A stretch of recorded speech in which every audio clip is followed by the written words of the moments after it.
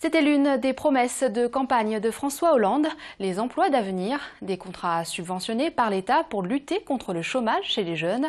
À Villeurbanne, les premiers contrats ont été signés cet après-midi. 150 pourraient être proposés d'ici 2013.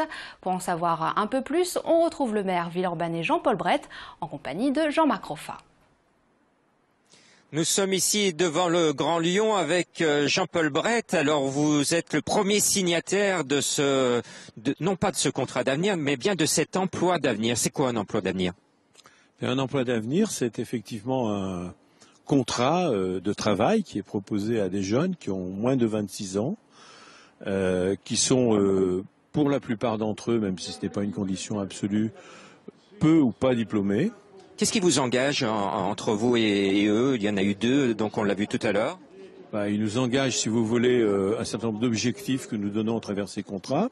Ces objectifs, ils sont multiples. Ils sont d'abord effectivement d'offrir à ces jeunes pendant 3 ans, puisqu'il s'agit d'un CDD de 3 ans, un emploi, une formation professionnelle, une inscription dans une réalité locale avec une vraie complémentarité de travail dans les services, un tuteur en quelque sorte qui va les accompagner, et puis tout le long de ces 3 ans, une évaluation, un accompagnement, de façon à ce que l'issue de ces 3 ans, ils puissent se trouver dans les meilleures conditions pour intégrer une vie professionnelle. Quel est l'accompagnement de l'État? Il met plus de 2 milliards sur la table pour aider ces métiers d'avenir?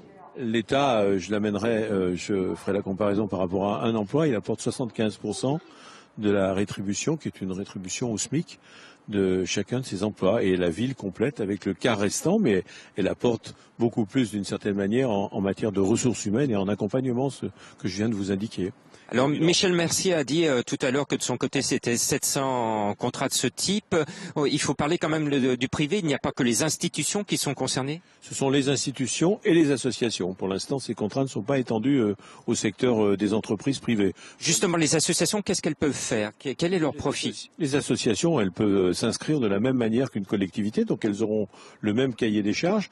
Pour l'instant, nous, en tant que ville, nous allons signer 150 contrats dans les 2 ans qui viennent, 80 en 2013 et 70 en 2014, mais parallèlement à ça, d'autres associations vont se porter candidates. Ce ne sera pas nous, mais la ville jouera un rôle de médiation et elle facilitera en quelque sorte la candidature d'associations pour ces emplois d'avenir. Il dure 3 ans, l'objectif dans 3 ans? L'objectif dans 3 ans, c'est de faire en sorte que tous ceux qui sont engagés dans ces emplois d'avenir puissent trouver à l'issue de ce contrat finalement une insertion professionnelle, soit dans la collectivité qui les a accueillis, mais plus largement sur le marché de l'emploi. Eh bien, il faut conclure en disant qu'il y a 100 000 jeunes qui sont concernés en France par cette nouveauté qui est promue par le gouvernement.